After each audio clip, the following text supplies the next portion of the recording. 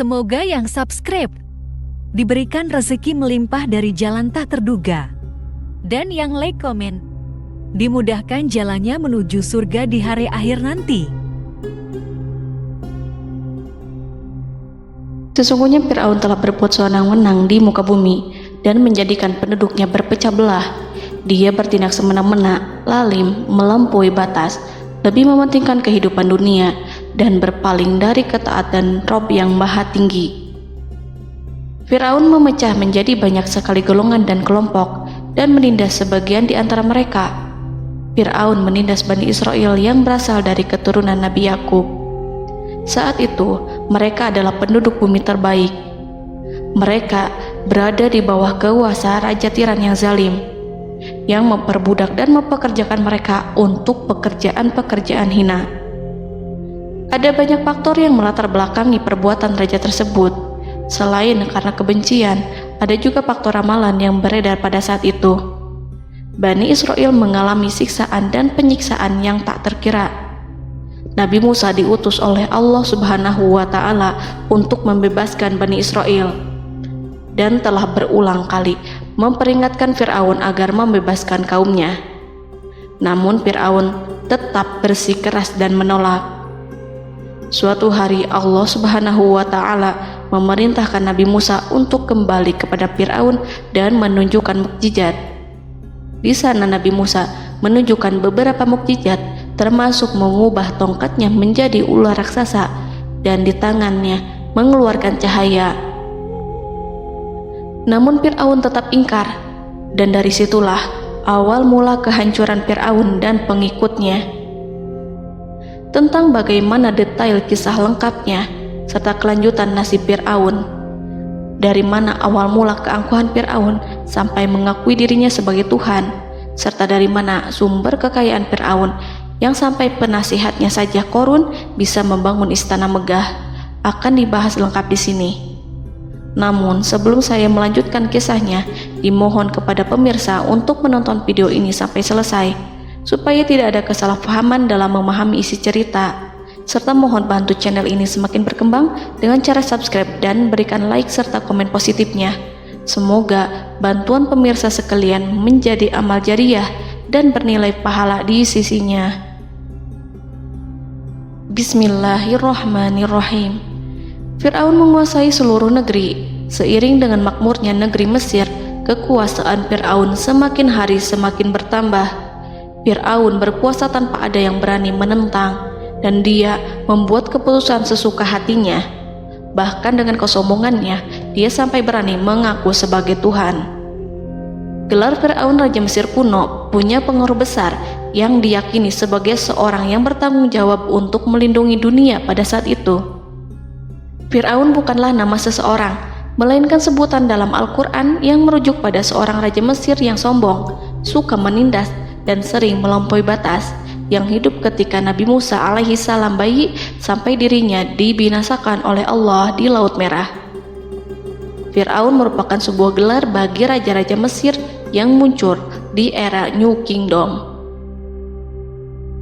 Pendapat Syekh Abdurrahman As-Sadi mengatakan bahwa Fir'aun merupakan gelar yang diberikan kepada raja-raja Mesir, sebagaimana Raja Babil disebut Namrud, Raja Habasyah disebut An-Najasyi, Raja Yaman disebut Al-Qil, atau Raja Persia yang disebut Kisra, penguasa Roma yang dijuluki Kaisar.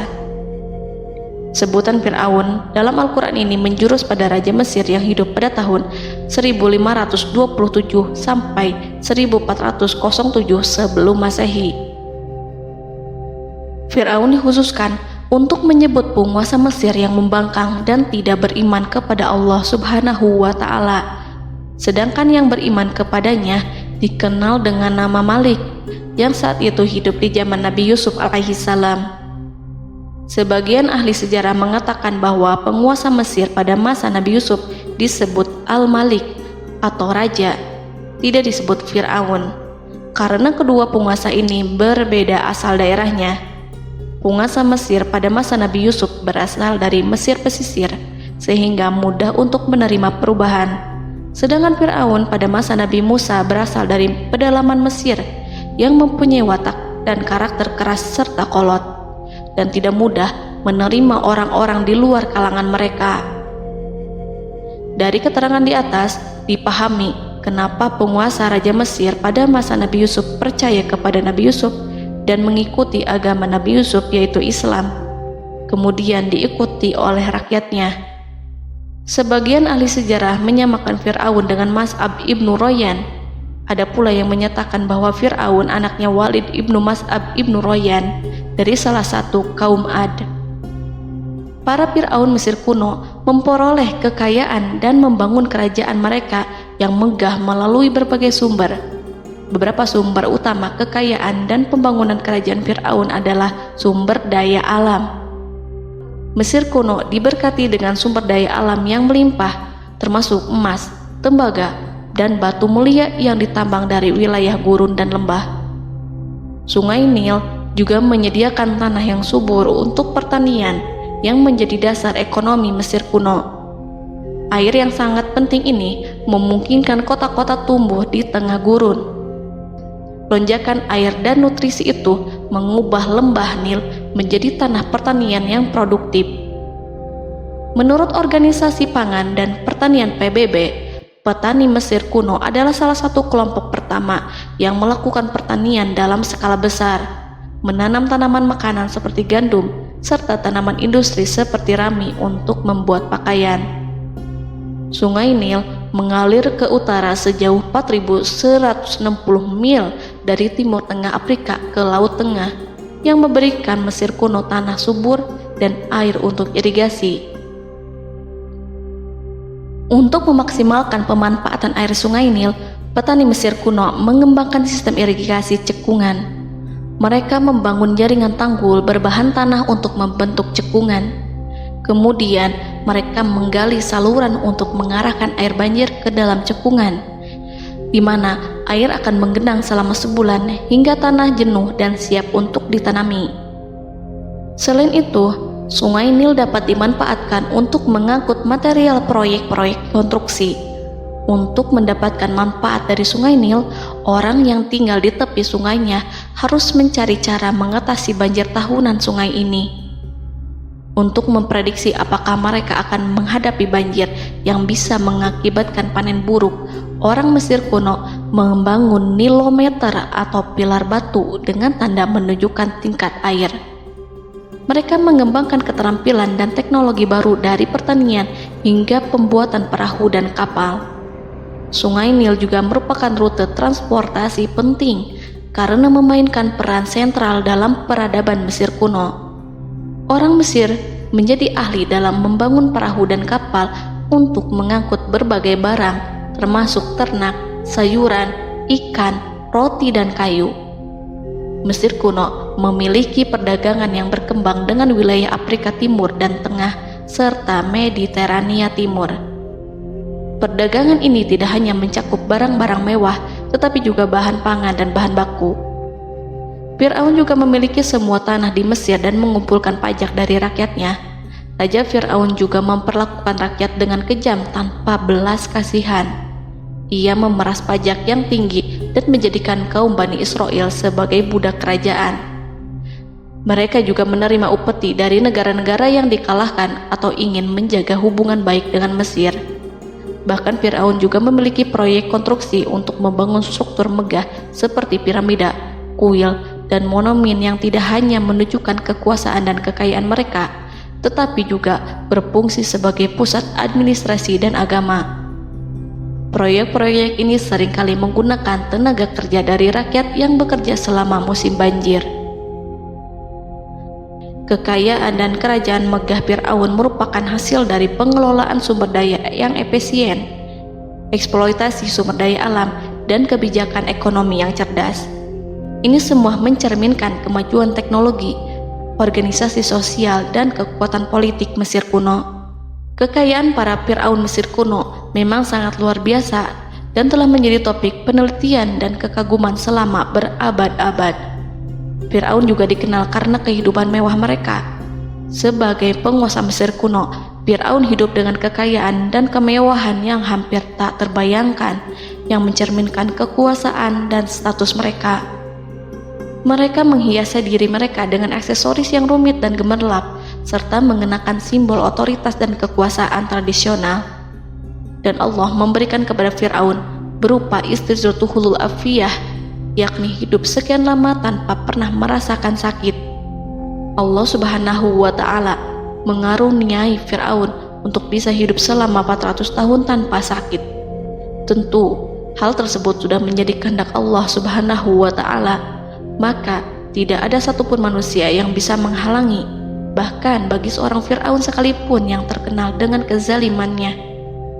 Namun dengan karunia-Nya yang diberikan Allah tersebut bukannya menjadikan Fir'aun sebagai manusia yang bersyukur, tetapi malah membangkitkan kesombongan dan kesesataannya.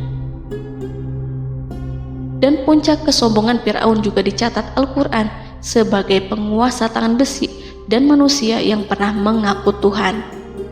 Aku adalah Tuhan kalian yang maha tinggi. Quran Surat An-Najiat ayat 24. Fir'aun hidup selama 446 tahun. Selama hidupnya, Fir'aun memiliki tubuh yang sehat dan bugar tanpa pernah mengalami sakit, meski hanya berupa pusing atau flu sekalipun. Fir'aun bahkan tidak pernah merasakan kelelahan. Fir'aun tidak pernah merasakan perihnya lapar, kerongkongannya tidak pernah tersentuh panasnya dahaga. Seandainya dalam semalam saja Fir'aun dilanda sakit berupa pusing atau demam, maka ia akan sibuk untuk mengurus dirinya sendiri dan tidak berpikiran untuk mengaku bahwa ia adalah Tuhan. Hal ini pun dijelaskan dalam kitab Ihya Ulumuddin Al-Qut Al-Qulub oleh Imam Al-Ghazali. Sesungguhnya yang menyebabkan Fir'aun sampai berani mengatakan, "Aku adalah Tuhan kalian yang maha tinggi." Hal ini disebabkan karena ia mengalami masa sehat dalam hidupnya yang begitu lama. Kekejaman Raja Fir'aun diikuti dengan kesombongannya. Ia enggan bersyukur atas kemakmuran yang dianugerahkan Allah Subhanahu wa Ta'ala. Ia justru menjadikan negeri Mesir penuh dengan kemusyrikan. Sungguh, dia Fir'aun termasuk orang-orang yang berbuat kerusakan, dan kami hendak memberi karunia kepada orang-orang tertindas di bumi, dan hendak menjadikan mereka pemimpin dan menjadikan mereka orang-orang yang mewarisi bumi. Dan kami teguhkan kedudukan mereka di bumi, dan kami perlihatkan kepada Fir'aun dan Haman bersama bala tentaranya apa yang selalu mereka takutkan dari mereka. Surat Al-Qasas ayat 1-6. Haman yang merupakan penasihat dan sekaligus pelaksana proyek pembangunan menara untuk Fir'aun yang ikut berkontribusi dalam kesesatan Fir'aun, dan dia juga yang menjadi aktor utama atas kezaliman Fir'aun yang nantinya memberikan nasihat kepada Fir'aun dan mendorongnya untuk menolak ajaran Nabi Musa alaihi salam. Faktor yang mendorong Fir'aun melakukan tindakan keji ini adalah Bani Israel yang mempelajari suatu hal yang mereka riwayatkan dari Ibrahim, bahwa suatu saat nanti akan lahir seorang anak Bani Israel yang akan menghancurkan kekuasaan Raja Mesir. Berita gembira ini terjadi saat insiden antara Sarah, istri Nabi Ibrahim alaihissalam, dengan Raja Mesir yang saat itu berniat jahat terhadap Sarah. Namun Allah menjaganya. Berita gembira ini santer terdengar di antara Bani Israel. Kaum Kipti juga membicarakan berita ini, hingga sampailah juga ke telinga Fir'aun. Sebagian amir dan orang-orang dekat Fir'aun menyampaikan hal itu kepadanya saat tengah berbincang pada malam hari. Waktu itu Fir'aun langsung menginstruksikan untuk membunuh seluruh anak laki-laki Bani Israel untuk mengantisipasi kelahiran anak yang dimaksud. Tapi apa boleh buat, kewaspadaan sama sekali tidak bisa menghindari takdir. Suatu ketika Fir'aun bermimpi seakan-akan api datang dari arah Baitul Maqdis lalu membakar semua rumah Mesir dan seluruh kaum Kipti. Namun, api tersebut tidak membahayakan Bani Israel. Saat bangun, Fir'aun merasa takut oleh mimpi itu. Ia kemudian mengumpulkan seluruh paranormal dan tukang sihir. Fir'aun bertanya kepada mereka terkait mimpi itu. Mereka berkata, akan lahir seorang bayi laki-laki dari kalangan Bani Israel yang akan menghancurkan penduduk Mesir.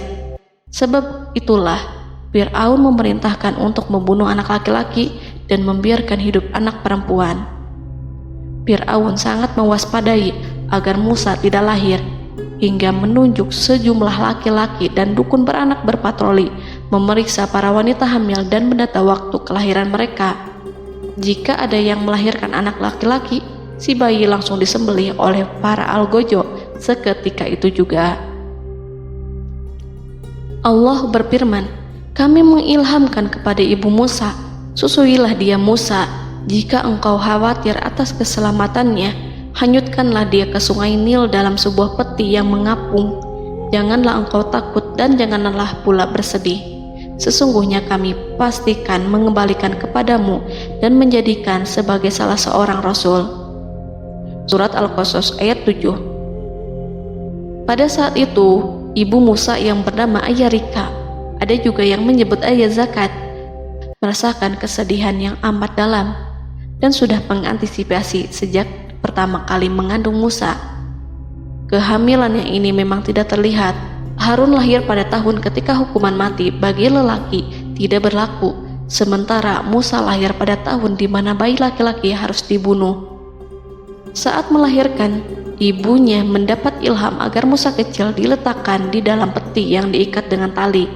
Rumahnya tepat di hulu sungai Nil. Ia menyusui Musa, kemudian ketika khawatir pada seseorang, ia meletakkan Musa di peti itu, lalu dilepaskannya ke lautan, sementara talinya tetap dipegang.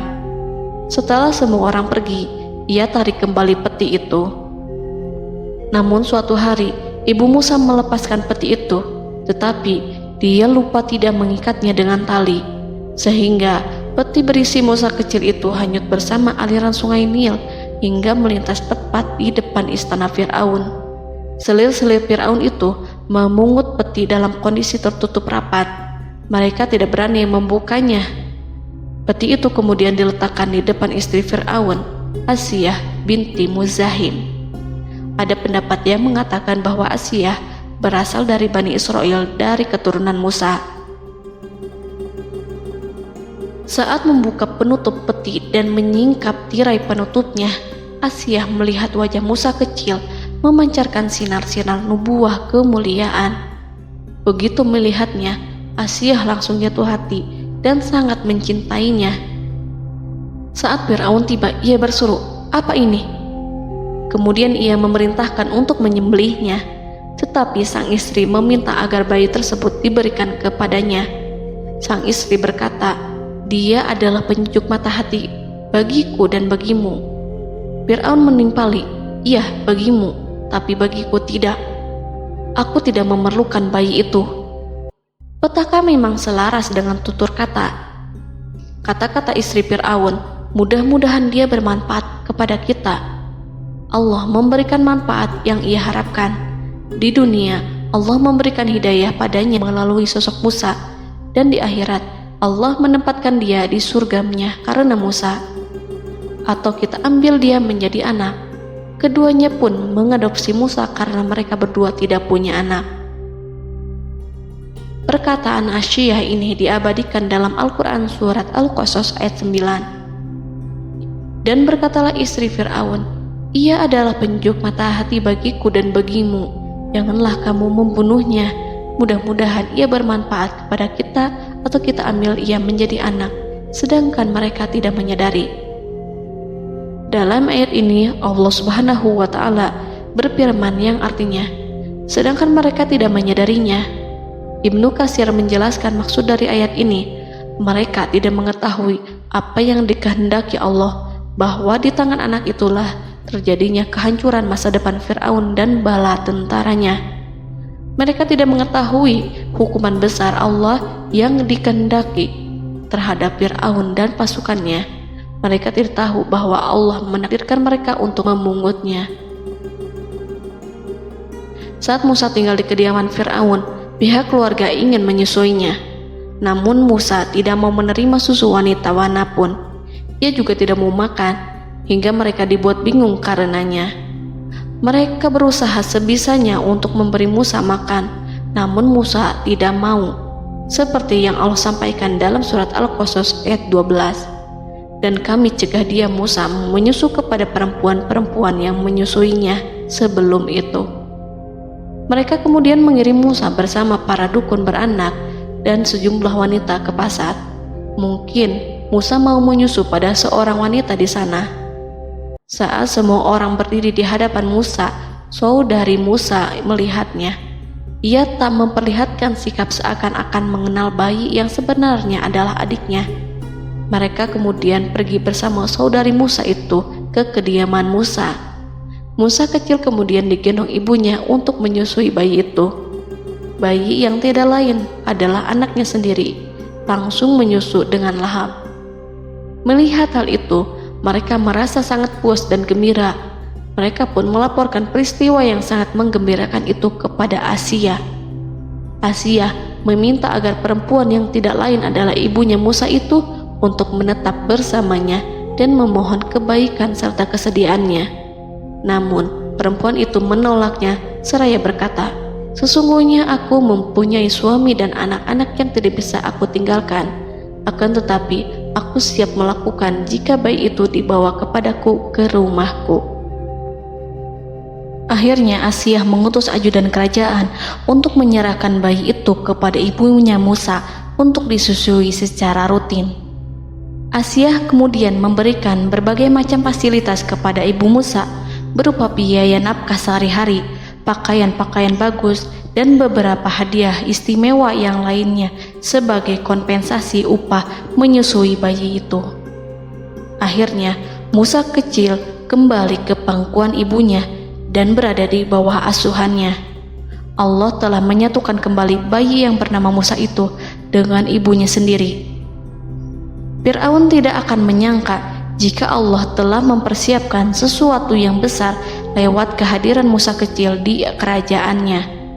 Sang Raja bengis lagi terpedaya oleh banyaknya pasukan yang dimiliki, kekuasaan, dan luasnya kerajaan yang maha agung yang tak terkalahkan dan takdirnya tak bisa ditentang. Allah telah memutuskan bahwa bayi itu yang dia dan pengikutnya waspadai keberadaannya itu hingga dengan bengis membunuh banyak sekali nyawa yang tak terhitung jumlahnya. Padahal anak tersebut justru tumbuh dewasa di kediamannya, di atas kasurnya, memakan makanannya, dan meminum yang ada di rumahnya. Fir'aun sendiri justru mengadopsi dan merawat serta mengasuhnya tanpa menyadari rahasia besar di balik itu. Anak itu yang membuatnya binasa di dunia dan akhirat karena menentang kebenaran yang nyata yang ia sampaikan kepadanya. Nabi Musa tumbuh dan hidup sebagai salah seorang dari keluarga kerajaan hingga mencapai usia dewasanya, di mana ia memperoleh asuhan dan pendidikan sesuai dengan tradisi istana. Allah Subhanahu wa Ta'ala mengaruniakannya hikmah dan pengetahuan sebagai persiapan tugas kenabian dan risalah yang diwahyukan kepadanya. Musa tumbuh menjadi seorang pemuda yang mempunyai fisik dan akhlak yang kuat. Allah anugerahkan kepada Musa kesempurnaan tubuh dan kekuatan jasmani. Musa juga menyadari bahwa dia hanyalah anak angkat, tidak setetes pun darah Fir'aun mengalir padanya, dan bahwa ia keturunan Bani Israel yang ditindas dan diperlakukan sewenang-wenang oleh Fir'aun dan kaumnya. Maka dia berjanji kepada dirinya sendiri akan menjadi pembela bagi kaum-kaum yang lemah yang tertindas. Kekuatan fisik Nabi Musa memang tidak bisa diragukan. Itu terbukti pada saat Nabi Musa mampu mengangkat batu penutup sumur seorang diri, padahal batu itu hanya bisa diangkat oleh 10 orang laki-laki. Peristiwa kedua saat perkelahian antara Bani Israel dan orang Kipti atau kaumnya Fir'aun, suku asli Mesir.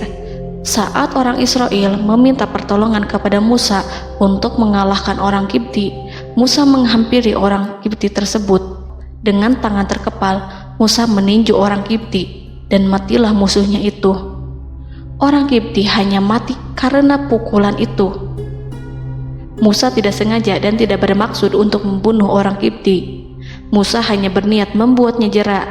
Dan karena peristiwa itulah Nabi Musa pergi meninggalkan Mesir karena Musa takut terhadap Fir'aun dan tentaranya yang akan membunuhnya.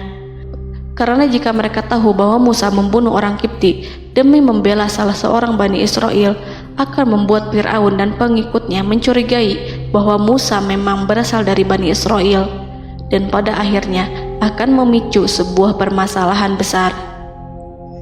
Dan pada waktu yang sudah ditentukan oleh Allah, sekitar 10 tahun Nabi Musa meninggalkan Mesir.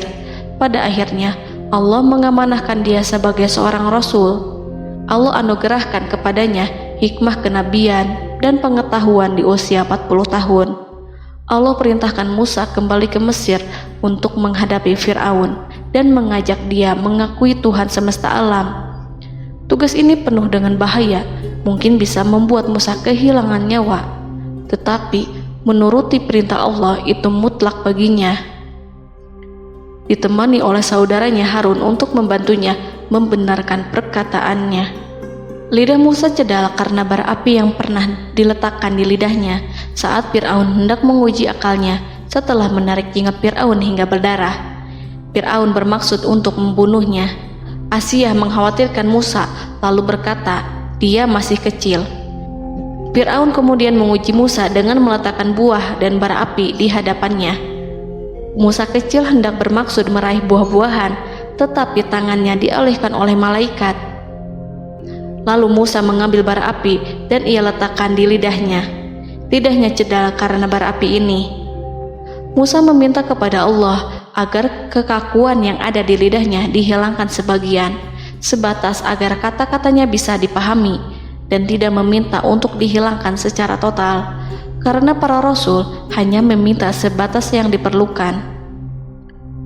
Pergilah kamu kepada Fir'aun, karena dia benar-benar telah melampaui batas, maka berbicaralah kamu berdua kepadanya dengan kata-kata yang lemah lembut. Mudah-mudahan dia sadar atau takut. Quran Surat Toha ayat 42-43. Ini merupakan sifat santun dan kasih sayang serta rahmat Allah terhadap makhluknya, meski Allah mengetahui kekafiran dan kesewenang-wenangan dan kesombongan Fir'aun. Bersama Harun, Musa mendatangi Fir'aun setelah menemui beberapa rintangan yang lazim ketika akan menemui raja pada waktu itu. Pertemuan Musa dan Harun juga dihadiri oleh beberapa anggota pemerintahan dan penasihat. Bertanyalah Fir'aun kepada mereka berdua, siapakah kalian berdua ini? Musa menjawab, kami Musa dan Harun adalah pesuruh Allah agar kamu membebaskan Bani Israel dari perbudakan dan penindasanmu, dan menyerahkan mereka kepada kami agar mereka menyembah kepada Allah dengan leluasa dan menghindari siksaanmu. Fir'aun segera mengenal Musa dan berkata kepadanya, bukankah engkau Musa yang sudah kami asuh sejak bayimu dan kami asuh dalam istana sampai usia remajamu dan mendapat pendidikan serta pengajaran yang menjadikan engkau pandai? Dan bukankah engkau yang melakukan pembunuhan terhadap diri daripada seorang dari golongan kami? Sudahkah engkau lupa terhadap itu semua dan tak ingat akan jasa kami kepadamu? Musa menjawab, bahwasannya engkau telah mengurus aku sejak kecil. Itu bukanlah jasa yang dapat kamu banggakan, karena jatuhnya aku pada tanganmu akibat dari kekejaman dan kezalimanmu tatkala engkau memerintah agar orang-orangmu menyembelih setiap bayi laki-laki yang lahir, sehingga ibuku membiarkanku mengapung di sungai Nil dan aku dipungut oleh istrimu, sehingga selamatlah aku dari pengejaranmu dan penyembelihanmu. Dan kebaikan yang engkau sebutkan itu sebanding dengan perlakuanmu terhadap sebuah suku bangsa besar, yaitu Bani Israel secara keseluruhan, karena engkau telah menindas dan menjadikan mereka budak-budak untuk melayanimu. Dan mengenai pembunuhan itu merupakan kehilafanku, lalu aku lari darimu karena aku takut kepadamu. Namun peristiwa itu merupakan rahmat dan hikmah yang terselubung bagiku, sebab dalam perantauanku setelah aku melarikan diri dari negerimu ini, Allah Subhanahu wa Ta'ala mengaruniakanku dengan hikmah ilmu dan mengutus aku sebagai Rasul. Maka dalam rangka tugasku sebagai Rasul, datanglah aku kepadamu atas perintah Allah untuk mengajak engkau dan kaummu untuk menyembah Allah dan meninggalkan kezaliman serta penindasanmu terhadap Bani Israel. yang engkau pekerjakan dan perbudak mereka untuk melakukan pekerjaan dan melayanimu. Fir'aun bertanya, siapakah Tuhan yang engkau sebut-sebut itu, hai Musa? Adakah Tuhan di atas bumi ini selain aku yang patut disembah dan dipuja? Musa menjawab, iya, yaitu Tuhanmu dan Tuhan nenek moyangmu, serta Tuhan alam semesta. Fir'aun bertanya, siapakah Tuhan alam semesta itu?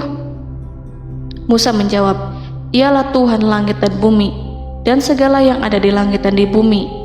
Berkatalah Fir'aun kepada para penasehatnya dan para pembesarnya, sesungguhnya Rasul yang diutus kepada kamu ini adalah seorang yang gila. Kemudian ia balik bertanya kepada Harun dan Musa, siapakah Tuhan kamu berdua? Akulah Tuhanmu yang paling tinggi. Surat An-Najiat ayat 23-24. Dan Fir'aun berkata, wahai para pembesar kaumku, aku tidak mengetahui ada Tuhan bagimu selain aku. Quran Surat Al-Qasas ayat 38. Fir'aun menentang, padahal ia tahu bahwa ia adalah hamba yang diatur, dan Allah lah yang menciptakan dan memberi bentuk rupa. Dan mereka mengingkarinya karena kezaliman dan kesombongannya, padahal hati mereka meyakini kebenarannya. Maka perhatikanlah bagaimana kesudahan orang-orang yang berbuat kerusakan. Quran Surat An-Naml ayat 14. Fir'aun beralih memakai kekuasaan dan wibawa yang ia miliki. Fir'aun berkata, jika engkau menyembah Tuhan selain aku akan memasukkanmu ke dalam penjara. Musa berkata, apakah engkau akan melakukan itu sekalipun aku tunjukkan kepadamu suatu bukti yang nyata? Fir'aun menjawab, tunjukkanlah sesuatu yang nyata itu. Maka Musa melemparkan tongkatnya. Tiba-tiba tongkat itu menjadi ular besar, dan Musa mengeluarkan tangan dari dalam bajunya. Tiba-tiba tangan itu menjadi putih bercahaya. Saking ketakutannya hingga membuat Fir'aun terkena diare, dalam sehari lebih dari 40 kali buang air. Namun Fir'aun sebagai raja yang mengaku Tuhan tentu tidak akan begitu saja menyerah kepada Musa, walaupun telah diperlihatkan 2 mukjizat. Bahkan Fir'aun berkata kepada kaumnya yang dikhawatirkan terpengaruh oleh mukjizat Musa, bahwa apa yang dilakukan Musa merupakan sihir, dan Musa Harun adalah ahli sihir yang datang dengan maksud menguasai Mesir.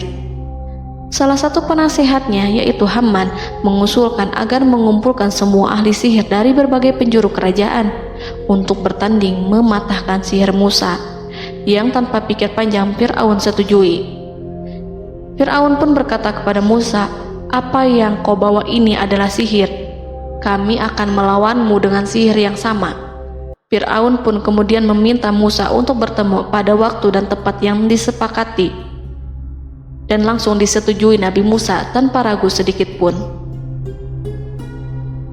Inilah salah satu tujuan terbesar Musa untuk memperlihatkan ayat-ayat hujah dan bukti-bukti nyata Allah di hadapan halayak ramai. Dengan berbekal pertolongan Allah, Musa yakin akan menang melawan para ahli sihir itu. Maka pada waktu yang sudah ditetapkan, yakni pada permulaan hari, saat cahaya matahari mulai terik menyengat, sehingga kebenaran akan terlihat lebih jelas dan nyata, orang-orang berbondong-bondong menuju tempat yang sudah ditentukan untuk melihat pertandingan sihir yang sudah dihadiri ribuan tukang sihir. Menurut Muhammad bin Ka'ab, mereka berjumlah 80.000 ahli sihir. Mereka sudah dijanjikan hadiah dan uang yang besar jika berhasil mengalahkan Musa. Para penyihir istana berkata, wahai Musa, apakah engkau yang mau lebih dahulu ataukah kami? Musa menjawab, silahkan kalian lebih dahulu. Maka ketika tali-tali dan tongkat-tongkat ahli sihir dilemparkan, tiba-tiba berubah menjadi seakan-akan ia merayap cepat karena sihir mereka. Ada rasa takut yang menyelimuti hati Musa, takut jika orang-orang terkena fitnah sihir dan tipu daya mereka.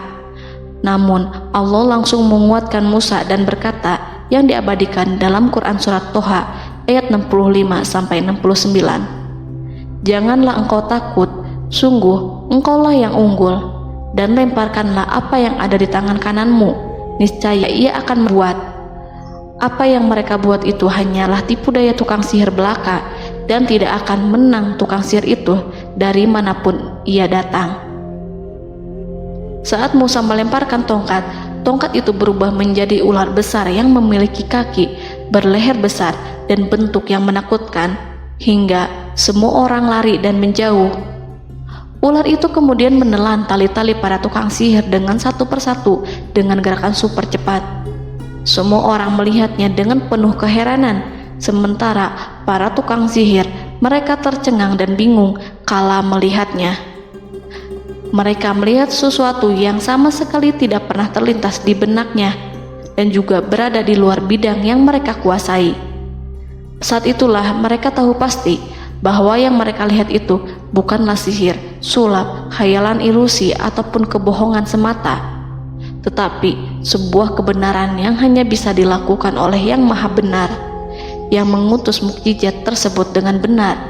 Allah menyingkap tabir kelalaian dari hati mereka, menyinarinya dengan petunjuk yang Ia ciptakan, dan menyingkirkan gumpalan keras di hatinya. Mereka segera bertaubat dan tunduk sujud kepadanya. Dengan lantang mereka mengatakan kepada semua yang hadir tanpa memperdulikan hukuman ataupun siksaan apapun, "Kami beriman kepada Rob seluruh alam, yaitu Tuhannya Musa dan Harun."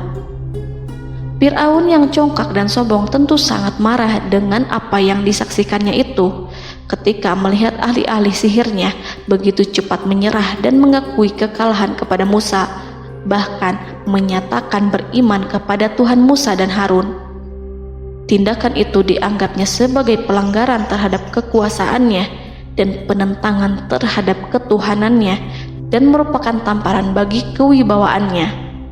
Fir'aun berkata kepada mereka, "Apakah kalian telah beriman kepada Musa sebelum aku memberi izin? Kenapa kalian tidak terlebih dahulu bermusyawarah kepadaku sebelum melakukan tindakan keji di hadapan rakyatku ini? Dia itu pemimpinmu yang mengajarkanmu sihir, dan bukankah ini adalah persengkongkolanmu terhadapku? Musa dapat mengalahkan kamu sebab ia mungkin merupakan guru dan pembesar yang mengajari sihir kepadamu, dan kamu telah mengaturnya, dan sandiwaramu ini tak akan kubiarkan. Akan kupotong tangan dan kakimu secara bersilang, dan sungguh aku akan salib kamu pada pangkal pohon kurma sebagai balasan dan hukuman atas pengkhianatanmu ini." Walaupun melihat langsung kebenarannya, Fir'aun tetap tidak percaya. Dia tidak suka keyakinan para penyihir terhadap Musa. Para penyihir itu yang telah mengakui keimanan mereka kepada Allah tak merasa gentar ataupun takut, karena ketika para tukang sihir itu sujud, mereka melihat rumah dan istana-istana di surga yang telah dipersiapkan untuk mereka. Semuanya dirias untuk menyambut kedatangan mereka. Karena itu, mereka tidak peduli dengan ancaman Fir'aun. Setelah peristiwa kekalahan penyihir Fir'aun dengan mukjizat Nabi Musa itu, Fir'aun serta penasihat dan para pembesarnya, termasuk Haman, merencanakan penindasan yang lebih kejam untuk kaum Bani Israel dan merencanakan pembunuhan terhadap Nabi Musa. Fir'aun khawatir jika gerakan Musa tidak diapatahkan akan mengancam kerajaan dan kewibawaannya yang mengaku sebagai Tuhan. Walaupun sudah diingatkan oleh orang mukmin dari kalangan keluarga Fir'aun agar tidak membunuh Nabi Musa dan menyeru kembali menuju jalan yang benar dan mengingatkan kepada akibat yang buruk yang akan didapati nanti, namun Fir'aun dan penasihatnya tetap berada pada kesesatan. Sebagai balasannya, Allah menghukum Fir'aun dan penduduknya dengan kekeringan dan penyakit yang bertahun-tahun karena menolak Rasulnya. Mereka dilanda banjir bandang, darah yang bercampur dengan seluruh air yang ada. Setiap kali mereka akan mengambil air, baik air sumur ataupun air sungai Nil, pasti akan berubah menjadi darah segar. Serbuan belalang pun tidak bisa mereka hindari. Belalang menghinggapi tanaman hingga tak menyisakan satupun buah, daun ataupun rumput. Serangan hama dan wabah katak juga mengerumuni mereka hingga berjatuhan di makanan, wadah-wadah, sampai-sampai ketika ada yang membuka mulut untuk makan ataupun minum, pasti ada katak yang jatuh di situ. Semua hukuman itu hanya menimpa Fir'aun dan pengikutnya, sama sekali tidak menimpa Nabi Musa dan Bani Israel. Namun mereka tidak belajar ataupun berubah. Mereka tetap saja kafir dan hanyut dalam kejahatan. Setiap kali Allah timpakan hukuman kepada Fir'aun dan pengikutnya, mereka bersumpah dan berjanji kepada Musa untuk beriman. Namun ketika hukuman itu dihilangkan, mereka ingkar janji, berpaling dan kembali kepada keburukan seperti sedia kala. Dari semua penderitaan ini, Allah perintahkan Musa membawa pengikutnya keluar dari Mesir, memulai perjalanan berbahaya antara hidup dan mati. Setelah mengetahui keberangkatan Nabi Musa dan Bani Israel, Fir'aun bersama tentaranya bergerak untuk membantai mereka. Dengan pasukan besar yang berjumlah lebih dari 1.600.000 personil, ditambah 100.000 ekor kuda berwarna hitam legam, Fir'aun berhasil mengejar rombongan Nabi Musa yang saat itu berjumlah 600.000 prajurit di pantai Laut Merah saat matahari terbit. Pasukan Fir'aun mengepung mereka dari semua arah. Di belakang mereka ada tentara Fir'aun yang kejam, sementara di hadapan mereka Laut Merah yang membentang luas. Kala situasi kian genting dan Fir'aun beserta seluruh pasukannya mendekat dengan kesungguhan hati, diperkuat dengan persenjataan, juga dengan amarah dan kedengkian, penglihatan tidak menetap mengarah ke suatu tujuan, dan hati naik menyesak sampai ke tenggorokan. Saat itulah Yang Maha Penyantun lagi kuasa, Rob Arsy yang mulia, mewahyukan kepada Musa, "Pukullah laut itu dengan tongkatmu." Maka tatkala Musa memukulkan tongkatnya ke lautan, laut itu pun terbelah. Air lautan berdiri tegak laksana gunung yang terbelah oleh kuasa yang maha agung, yang bersumber dari zat yang mengatakan kepada sesuatu, "Jadilah," maka jadilah sesuatu itu. Allah memerintahkan angin barat untuk menyapu kerikil-kerikil hitam lautan, hingga dasar lautan berubah menjadi tanah yang kering, yang tidak melekat pada kaki-kaki kuda dan hewan. Allah memerintahkan Musa untuk melintas bersama kaumnya. Mereka segera turun melintas dengan senang. Mereka menyaksikan sebuah hal yang membuat mata tercengang dan memberikan petunjuk pada hati orang-orang yang mukmin. Setelah Musa bersama kaumnya melintas secara keseluruhan dan keluar dari lautan, saat itulah pasukan garis depan Fir'aun baru masuk. Saat itu Musa bermaksud memukulkan tongkat ke lautan agar kondisi laut kembali seperti sedia kala, agar Fir'aun dan pasukannya tidak bisa mengejar. Tapi Allah yang Maha Kuasa dan pemilik keluhuran memerintahkan agar lautan tetap dibiarkan seperti itu, seperti yang Ia firmankan. Saat Musa membiarkan lautan dalam kondisi terbelah dan Fir'aun tiba di tepi pantai, ia melihat sesuatu yang dahsyat. Kondisi ini membuatnya tercengang, dan ia tahu betul bahwa apa yang dilihatnya adalah pekerjaan Rob Arsy yang mulia, seperti halnya mukjizat lain yang pernah ia lihat sebelumnya. Fir'aun berhenti dan tidak maju. Ia menyesal karena mengejar Bani Israel dalam situasi seperti ini, di saat penyesalan tiada lagi membawa guna. Namun Fir'aun memperlihatkan sikap tangguh dan kuat di hadapan para pasukannya dan memperlakukan mereka layaknya musuh. Jiwa kafir dan watak Fir'aun mendorong dirinya mengatakan kepada kaum yang ia perdaya hingga patuh dan mengikuti kebatilannya, "Lihatlah bagaimana lautan ini terbelah agar aku bisa mengejar budak-budakku yang melarikan diri dari kekuasaanku, menyimpang dari ketaatanku dan meninggalkan negeriku." Fir'aun bersembunyi di barisan belakang dengan harapan ia bisa selamat, tapi mustahil ia bisa selamat.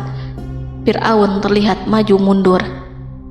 Dan pada kesempatan itu, Jibril menampakkan diri dalam wujud seorang penunggang kuda perawan, lalu melintas di hadapan kuda jantan yang ditunggangi oleh Fir'aun.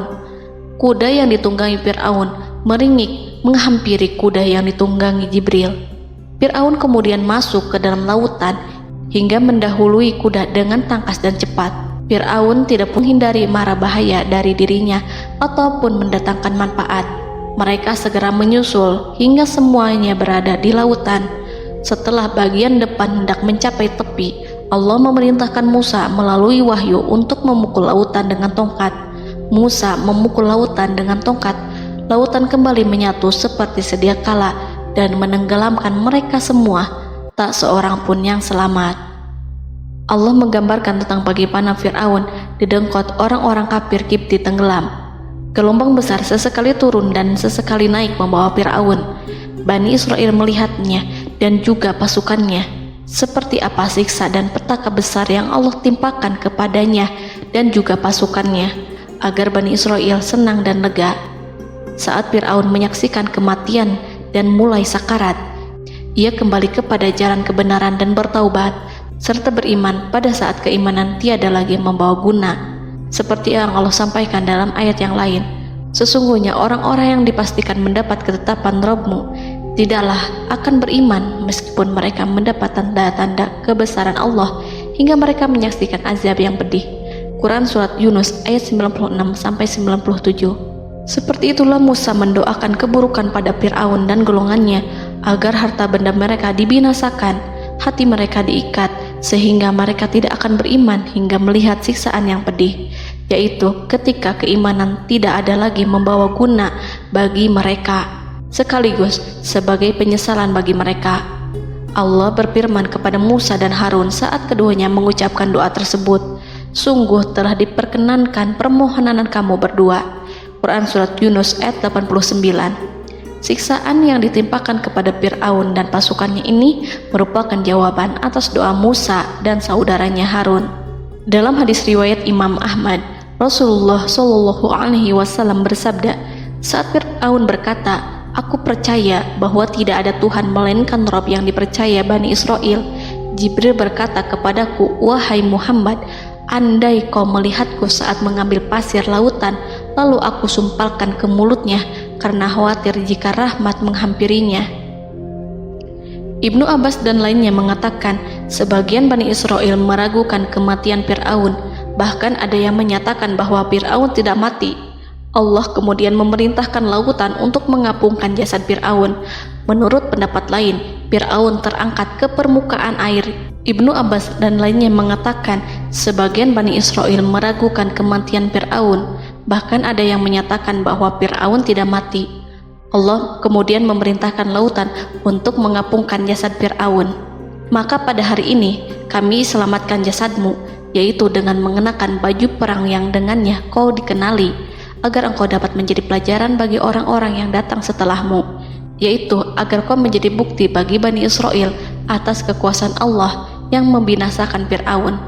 Karena itu, sebagian salaf membaca, kemungkinan yang dimaksud adalah kami menyelamatkan jasadmu beserta baju perangmu agar kau menjadi pelajaran bagi orang-orang setelahmu dari kalangan Bani Israel, dan mereka tahu bahwa kau telah binasa. Wallahu a'lam.